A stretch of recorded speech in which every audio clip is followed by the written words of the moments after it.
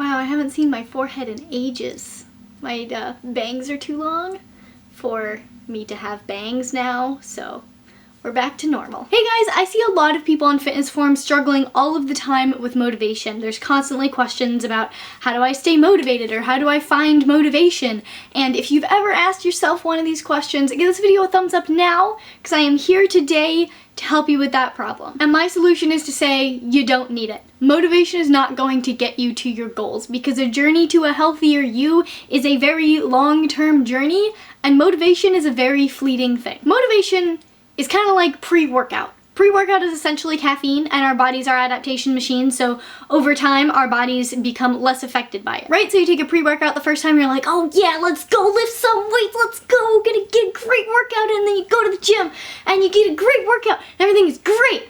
I haven't actually taken pre-workout before, but I assume that's kind of what it's like. But once you've been taking it for a while, it starts to lose its effects. You know, you take it and you're like, yeah, I guess I'll go work out, and you go to the gym and you still get a good workout in, but you don't have the same energy as you did before. And the effects of the pre-workout start to get less and less, and it's the same with motivation. Sometimes you just get a surge of motivation from something, an inspirational video, or maybe your doctor tells you you're at risk for health conditions and you need to go work out, and so you're motivated by fear, or you're suddenly motivated by a stream of sexy people on your Instagram feed who are also very photoshopped, and you start to hate yourself and you're like, I need to go work out.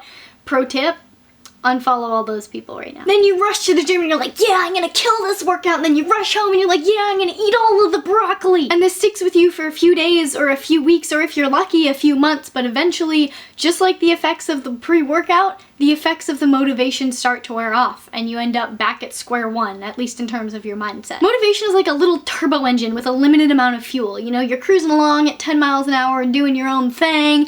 You get a sudden spike of motivation, so you slam your fist on that turbo button and go zooming off at 60 miles an hour, but 5 minutes later, you run out of fuel and you slowly coast back down to 10 miles an hour. And yeah, now you're a little farther ahead than you would have been, but those people that were just coasting along at 25 miles an hour, staying steady, they're gonna pass you pretty soon. But then what happens next is the worst part of motivation. It turns into an excuse.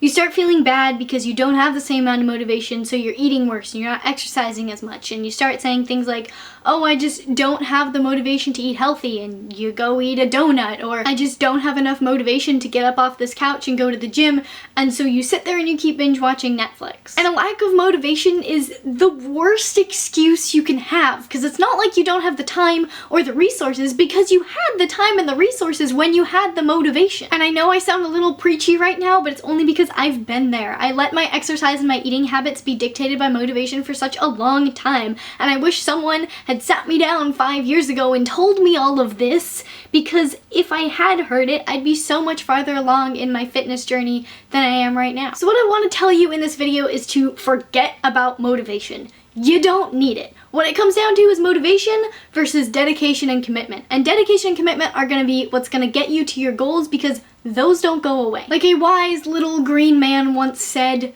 do or do not, there is no try.